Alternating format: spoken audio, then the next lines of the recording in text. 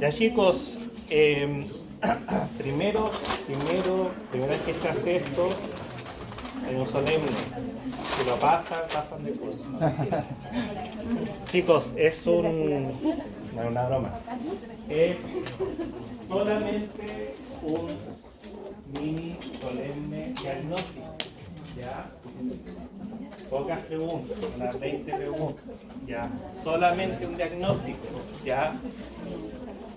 No voy a estar vigilando celulares o digitales donde uno no nota nada, es sin nota. ¿Ya? Se lo pueden quedar, no importa.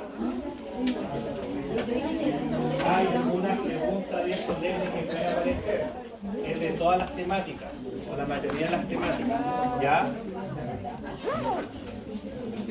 Recuerden que, chicos, silencio, todos los jueves vamos a hacer estas cajón de la clase anterior, obviamente para repaso, con la misma clase, al final. Puede haber décimas y en algunos casos va a haber premios, sobre todo cuando se acerque el solemne. ¿Ya? Se acerque el solemne, así que son dos cosas que son diferentes de años anteriores. ¿Ya? Así que chicos, obviamente ahí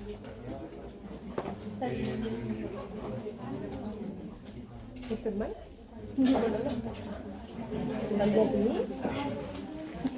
Que somos casi de la misma edad. Es que ayer te descargó porque se me había olvidado poner la carga y ahora me y lo puse a cargar antes de volver. la idea, chicos, es que sea al igual que los comienzo posible, no importa, ya que no va a estar. Lo puse en modo avión para... Lo tenía en 80 para no guardarlo.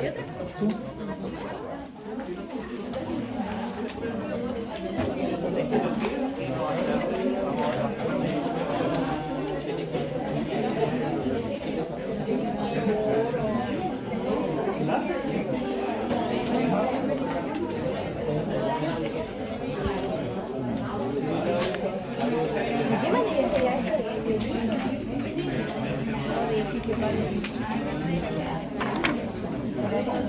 Yo creo que en general, como todo. Como de todo un poquito. Analítica. Ya chicos, pueden comenzar, tienen como unos 20 minutitos. Ya después vamos a hacer una retroalimentación.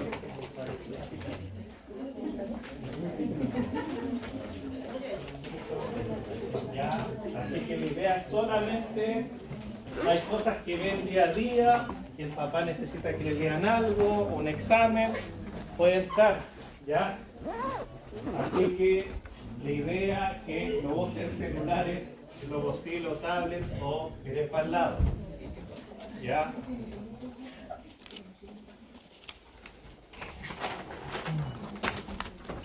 Respondan la primera impresión, recuerden si hay una respuesta que no les tinca, al igual que los solemnes que vienen, la descarga solamente. Ya hay una técnica súper que puede funcionar en algunos casos.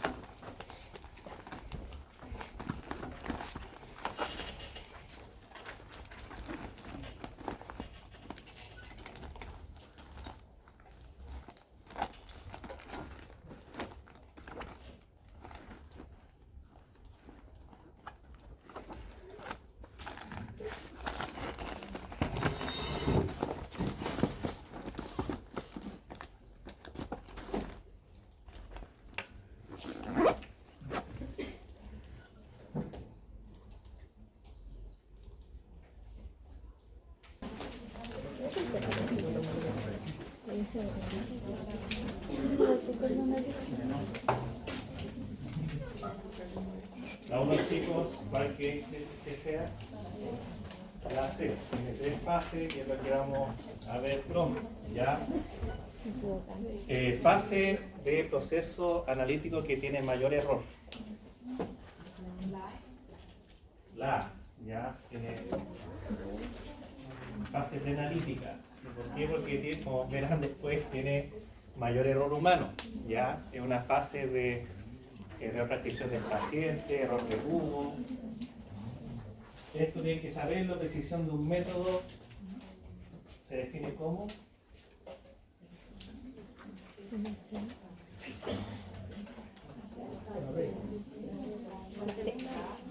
la precisión de expresión de un conjunto de valores obtenidos mediante de la misma magnitud. ¿Ya? En metodología, esto es poco más, va a ser un poco más difícil. ¿Cuál de las siguientes afirmaciones describe correctamente la anemia? La B, ya hemoglobina, que se traduce también a disminución de glóbulos rojos. ¿Ya? Leucemia linfoblásticas se caracteriza por es más difícil.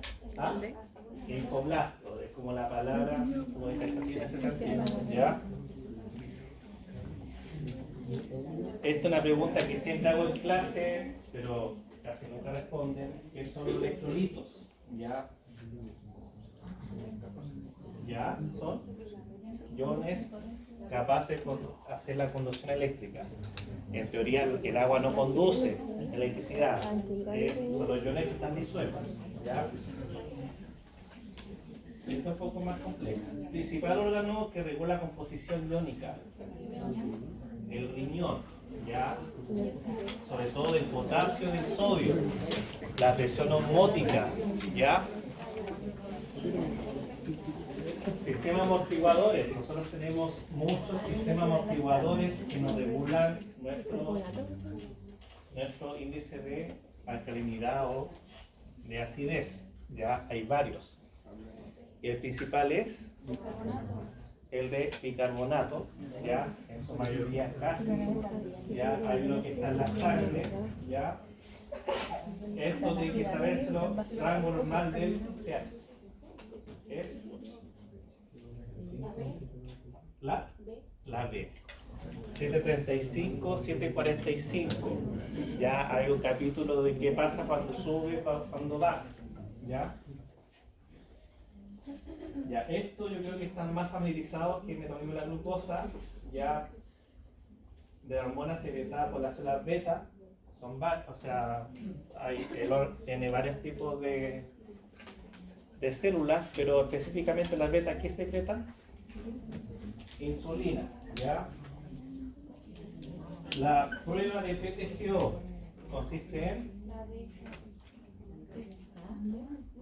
Aquí lo tengo. ¿Ah? ¿B me dijeron? B, de dedo, sí, medir. Administrar una sobrecarga de glucosa en medida de glicemia a distintos tiempos. ¿Ya? Hemoglobina glicosilar, no sé si alguien se lo ha hecho. Ya, bueno, más que todavía no se lo hacen. Ya. Es para ver todavía si existe resistencia o no. La hemoglobina glicosilar es útil clínicamente porque refleja la D, ¿sí? El promedio de la glicemia de las últimas semanas o meses, ya un acumulativo, una reacción casi irreversible, ya, de la glicosilación. Ya, esto es glucosa. Ahora vamos a lípidos. ¿Cuál lipoproteína transporta colesterol desde los tejidos hacia el hígado y se asocia con efecto protector? La C. La C. La C. Ya, colesterol. High density lipoprotein. Ya, colesterol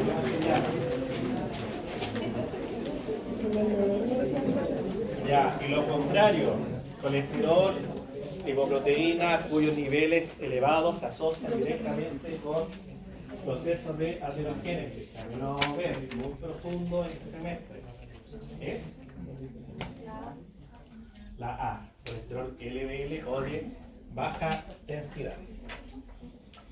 marcador endógeno más utilizado para estimar el filtrado glomerular. La creatinina, también lo vamos a ver, obviamente. Hormona hipoficiaria que estimula la tiroides, la liberación y síntesis y liberación de T3 y T4. La TSH, o tiroglofina. ¿Ya? En un hipotiroidismo primario, ¿ya? Primario es que ocurre un problema directamente en la tiroides. Ya hay una subclasificación. El patrón hormonal esperado es tampoco TSH elevada y T4 libre disminuida, TSH disminuida, T4 libre elevada, TSH y T4 ambas elevadas. ¿Cuál de las alternativas? La La alternativa A. ¿Ya? Es casi una típica pregunta solemne con algunos cambios narrativos. ¿Ya? La hormona adenohipoficiaria que estimula la corteza suprarrenal para producir cortisol es la ACTH o la adrenocorticotrofina. Hormonas hipoficiarias que están relacionadas con la función gonadal. ¿Cuáles son? A. La. ¿No? ¿B? ¿La B? Sí. ¿La B? Y el PSH, folículo estimulante y la luteinizante. ¿Ya?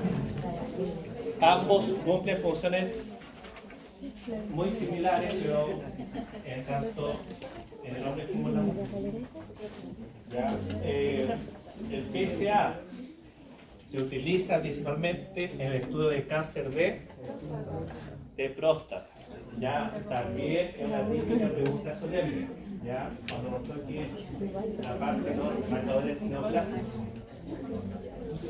El antígeno carcino embrionario se asocia principalmente a seguimiento de cáncer de colon, tiroideo, óseo o cutáneo. ¿No?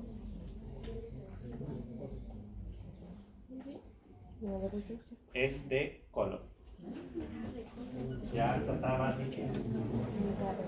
Las preguntas 20 y 21 son muy típicas, solamente que el BB1-2 va a haber muchos marcadores. Es importante porque el SEA se hace en muchos adultos mayores, porque el cáncer de colon ya casi se demora 10 años de evolución para transformarse en un tumor, ¿ya? Así que si empiezan a tener estos problemas a los 40, el cáncer se desarrolla a los 55 años, ¿ya? Y diagnóstico de infecciones, técnicas que amplifiquen y detecten material genético, biomicroorganismos. Por ejemplo, utilizada en diagnóstico de COVID. ¿Cuál puede ser? PCR, ya, la reacción en cadena polimerasa. También, típica pregunta entonces. Chicos, obviamente se lo pueden quedar, las preguntas pueden ser un poco más complejas, ya, con cierta aplicabilidad, ¿ya? Hay 2 o 3 preguntas de años anteriores, así que obviamente las pueden estudiar, ¿ya? Profe, ¿cuál es la alternativa de la pregunta 3?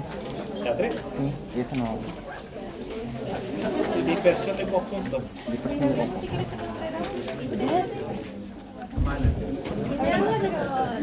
Vamos a terminar con la primera clase, chicos. Ya de subir igual la segunda para la próxima semana. Nosotros vimos lo que son las técnicas, ya la parte de espirometría, y ahora viene la parte más clínica, ya. Y lo primero que se debe hacer es siempre, como siempre se indica en los laboratorios, las normas de seguridad. Ya la primera norma obviamente es cuidar el sistema. Ya por eso hay delantal o guante o cosas así, ya. Y proteger el medio ambiente en ese sentido, ya.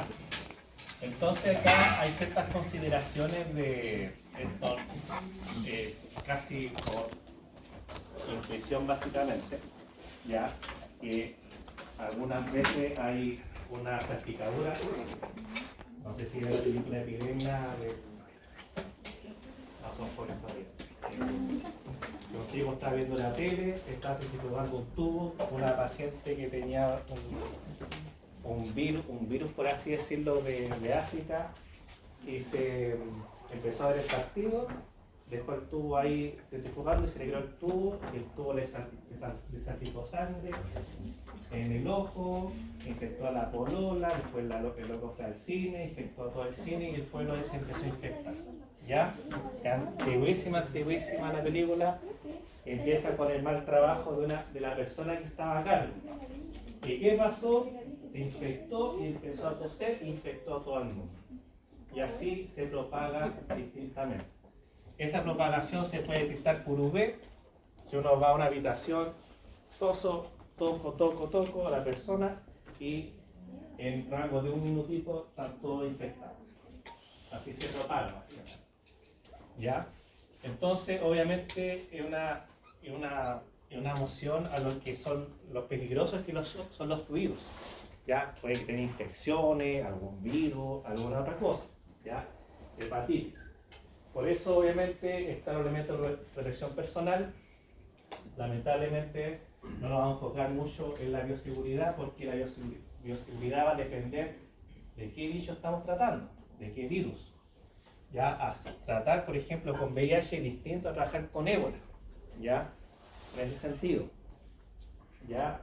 Entonces, estas son las normas más básicas del laboratorio, pero si uno trabaja con ébola o trabaja con otro tipo de virus, ya son trajes un poco más elaborados, ya donde el ambiente tiene que estar aislado de la persona. Aquí no está aislado porque la persona puede respirar del ambiente, pero hay trajes especiales, por así decirlo, donde aísla la persona del ambiente que está trabajando el virus. ¿Ya? Son altamente contagiosos.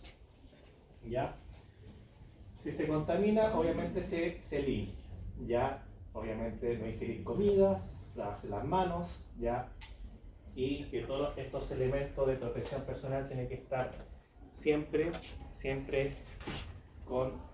en buenas condiciones. ¿Ya? Estas son obviamente las barreras. Es lo que casi le exigen en todos los laboratorios, bueno, excepto los antiparras, excepto el laboratorio. ¿Ya?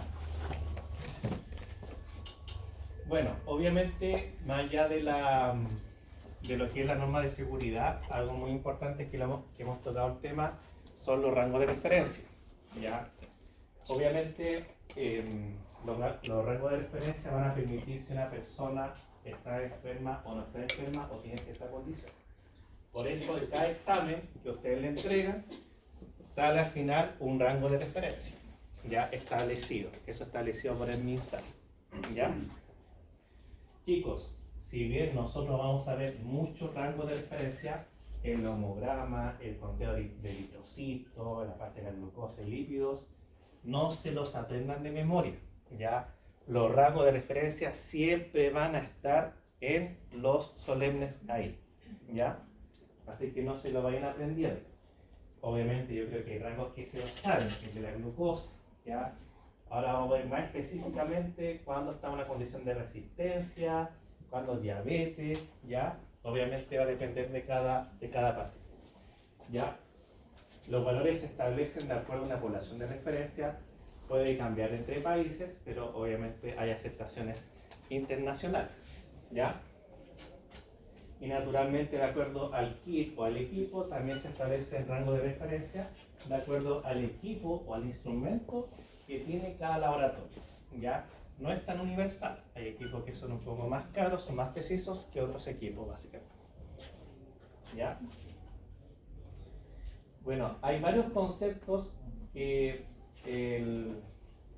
ya es un asunto más epidemiológico, que es la sensibilidad y la especificidad. ¿Ya? La sensibilidad clínica o SC de un análisis es una fracción de sujetos con una enfermedad específica y que el análisis te dice correctamente. Ahora, es enfermedad o alguna condición, ya no necesariamente siempre enfermedad, ¿ya? Entonces, es la capacidad de una prueba para detectar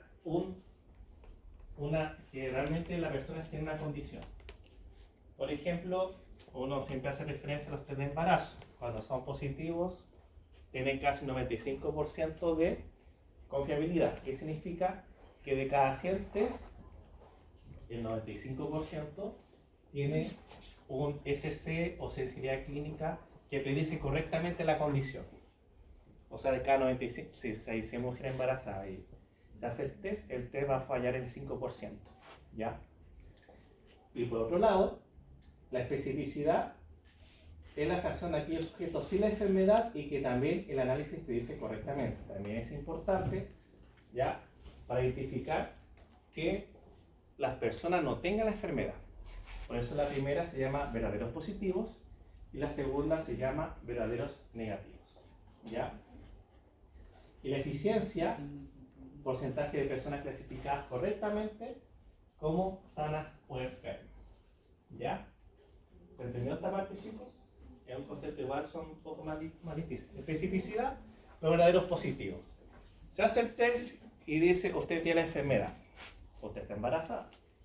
¿Ya? Y la especificidad, no tengo la enfermedad y el test sale negativo. ¿Ya?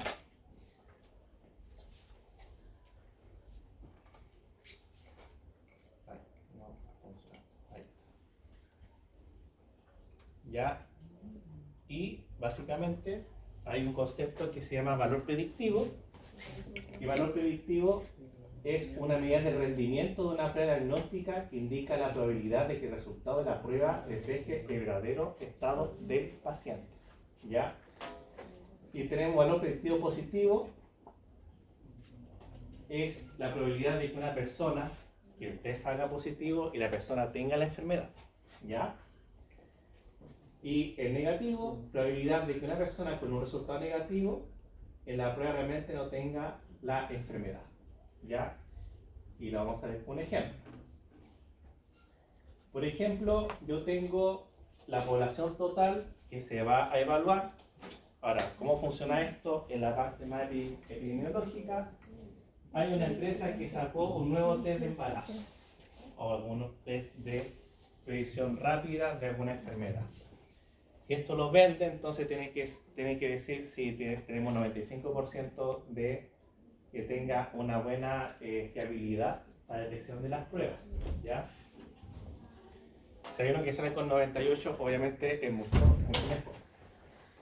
Entonces, en la población yo tengo enfermos y tengo, en el otro tengo, ya vamos a partir con los enfermos. Tenemos personas enfermas y personas que no están enfermas. Y tenemos las pruebas. Si yo tengo pruebas positivas de enfermos, significa que ellos son verdaderos enfermos. ¿Ya? Entonces, se llaman BP o verdaderos positivos. ¿Están enfermos? El test me dice que está enfermo. ¿Ya? Así que son los verdaderos positivos. ¿Y qué pasa con las personas que no están enfermas pero me sale positivo en la prueba? ¿Cómo se llaman eso? Falsos positivos. ¿Ya? Ahora tengo las pruebas negativas.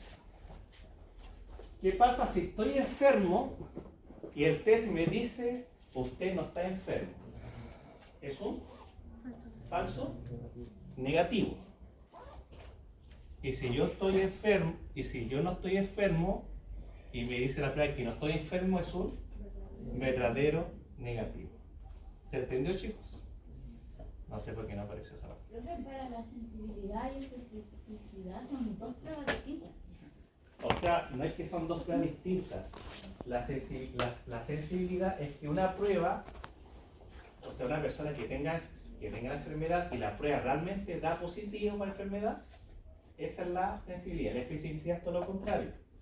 Que la prueba, si me dice que es negativo, la persona realmente no tiene la enfermedad. Por eso se hacen estas pruebas. Ya de una población que realmente yo sé que está enferma y de una población que sé que no está enferma. Y yo voy probando los tests. Solamente yo es la capacidad de probar los tests. ¿Ya? Bueno, y acá hay distintos términos de prevalencia.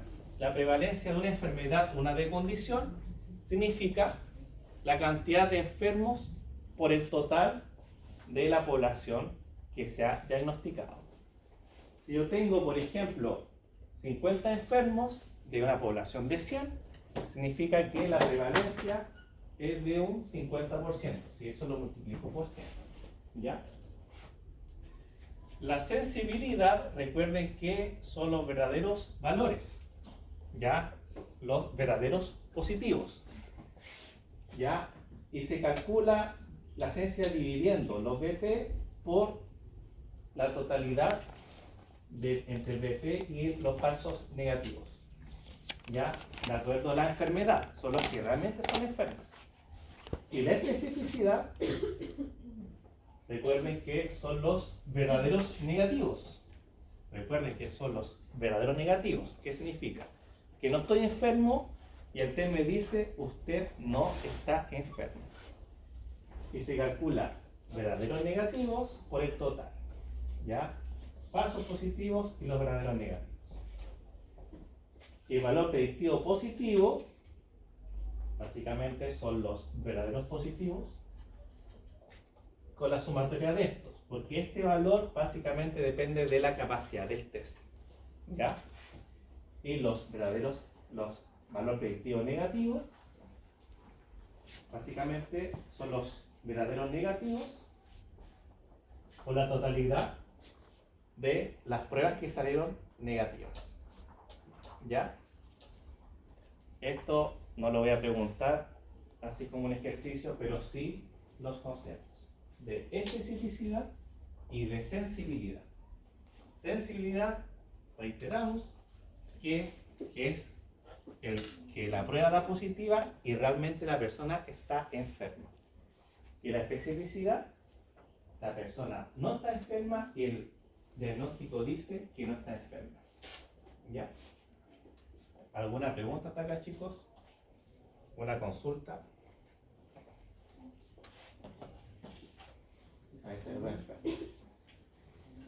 Bueno, una vez de la parte de las pruebas, que la gente va por una dolencia, algún problema de infección, ¿ya? Tenemos toda esta seguidilla de procesos, y esto igual lo vamos a ver con mucho cuidado, qué es lo que pasa cuando la persona ingresa a un hospital, a un CEFAM, y qué es lo que espera obtener al final de un resultado, ¿ya? Tenemos la admisión y toma de muestras, ¿ya? Esto es parte del concepto preanalítico que salió en la prediagnóstica, que recuerden que tiene más errores. ¿Por qué? Porque hay más personas trabajando, ¿ya? Hay muchos errores humanos. Recepción, la señora que identifica al paciente se equivocó, la persona que... ¿Alguien se ha hecho harto examen de sangre en un día? ¿Sí? ¿No? Bueno, qué bueno. Pero hay distintos tubos con distintos tipos de anticoagulantes. Hay color lila, color negro, y cada uno va a un determinado examen. Y de hecho, se toma en un orden determinado. Ya, obviamente, no sé si se fijan en eso, pero a muchos adultos le va a pasar porque mientras más adultos, más exámenes se hacen. ¿Ya? Y ojalá me lo va a tocar, pero todavía no, eso es súper bueno. ¿Y qué pasa? Que eso se hace manual. Hay un código y el código se pega en el tubito. Y la persona se puede equivocar. La persona se puede equivocar que no puso el tubito en el refri, ya hay una oscuridad porque hay unas pruebas que se hacen en ciertas condiciones. Entonces, esa es la parte preanalítica. Y tiene más de 50-55% de errores entre toda esta fase. Porque ya viene la parte más analítica. Y la parte analítica es solamente coloco el tubo y el instrumento me mide lo que contiene, la cuantificación de glucosa, de lípidos o de cortisol, con lo que yo requiero del examen. Y al ser instrumental, los errores son pocos. ¿Ya? Y luego viene la fase post-analítica, ¿ya? Que es la entrega de resultados. la interpretación también puede haber un error, pero son más bajos. ¿Ya? Así que, obviamente, hay errores en cada uno, vamos a ver cada uno, ¿ya? Y la parte analítica tiene mayor cantidad de errores. Por eso es importante que se fijen bien la parte de error. A mí me tocó un día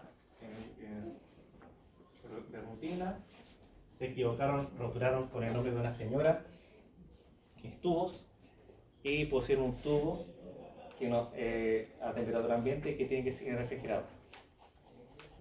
Me llamaron después que hay que tomárselo de nuevo. Así que fueron 2 errores de una persona de un reemplazo. Así que obviamente siempre tienen que poner atención en ese sentido. ¿Ya? Aquí están las fases. Ya. Aquí siempre pregunto esto. ¿Ya? Vamos a ir viendo paso por paso. Está la fase preanalítica, analítica y posanalítica. ¿Ya? Aquí está la solicitud, preparación, identificación, el rótulo, el orden de los tubos, la refrigeración, si es que se requiere transporte. 60% de errores puede haber en esta fase, la mayor cantidad.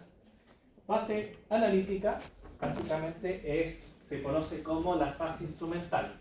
Yo coloco, el instrumento me mide, ¿no es cierto?, los analitos, ¿ya? Aquí, porque hay porcentaje de errores igual prominente, 15%, no tanto como esta, porque puede haber error de calibración, los reactivos están vencidos, ¿ya? No se limpió el instrumento, hay una calibración diaria, calibración semanal y calibración mensual.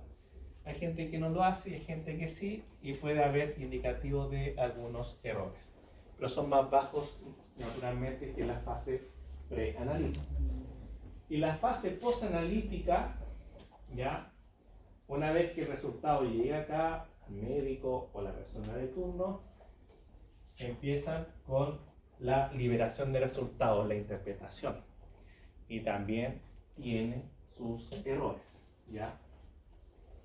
La falla de supervisión del jefe, ¿ya? Y la disposición final de las muestras, ¿ya? En caso de repetir o reiterar las muestras. Esto es generalizado, ya apréndaselo bastante bien, ya siempre van a salir un par de preguntas en los solemnes, ¿ya? Bueno, básicamente algo muy importante que se da en los laboratorios clínicos es la validación de un método, ¿ya? Si un método está validado, se puede aplicar en los campos clínicos. Si no está validado, donde pasa por un proceso de validación, no, se desecha. ¿Y por qué no? Porque obviamente si el método no está validado, yo no puedo entregar resultados fidedignos, ¿ya? ¿Y qué va a pasar con eso? Significará que un paciente va a recibir una glucosa anormalmente alterada, alta, ¿ya? ¿Y qué puede significar? El asombro de que pueda tener diabetes o alguna otra condición. Por eso los métodos tienen que estar validados. ¿Qué significa eso? Conocer el desempeño del método, ¿ya? Porque chicos, la parte clínica también es una parte industrial. O sea, aquí el flujo de dinero es tremendo. Llegan los visitadores médicos, llegan al laboratorio, a los hospitales. Tengo un nuevo kit de detección de tal cosa. Tengo un nuevo kit de detección de parásitos. Tengo un nuevo instrumento que evalúa la glucosa de mejor manera que el que tiene actualmente. Es un tremendo negocio, ¿ya? Y todo eso tiene que estar validado en ese sentido. También se mueve el dinero en esa parte, ¿ya? Y junto con la validación en una parte posterior se hace el control de calidad, ¿ya? Recuerden que los productos, procesos, servicios de que cumplan con ciertas condiciones estándar para brindar algún servicio, ¿ya? Y también implica detección de algún cambio del método. Si el método es muy estable en el tiempo, ya se mantiene, si no, obviamente se va reemplazando. Método en relación con la cuantificación de analitos o de algún metabolito, ¿ya? Y aquí terminando, no nos vamos a enfocar mucho en esto. Ya recuerden que cada terminación tiene su error. Se habló mucho en la química farmacéutica 1 que anoten el error de cada cosa que hagan tiene un error. Y lo importante es trabajar con la menor cantidad de errores posible. ¿Ya? Aquí tenemos errores aleatorios, sistemáticos y en sumatoria da el error total. ¿Ya? También nosotros tenemos una clasificación de estos errores, cómo detectarlos. ¿Ya? Eso también lo vamos a ver en otra clase. ¿Ya? Los errores sistemáticos son los más fáciles de detectar a diferencia de los aleatorios. Los aleatorios básicamente puede haber un error humano, no se puede controlar, ¿ya? Que puede tener distinta magnitud, hacia arriba, hacia abajo, pero un error sistemático que puede haber un error de calibración, por ejemplo, que cada medición le sume 3 gramos, que no corresponde, 3 gramos de cada terminación. Y eso corresponde a un error sistemático, ¿ya? Como la palabra lo indica, es más ordenado y se puede detectar a tiempo. ¿Ya? Chicos, no sé si tienen alguna consulta hasta acá, alguna pregunta.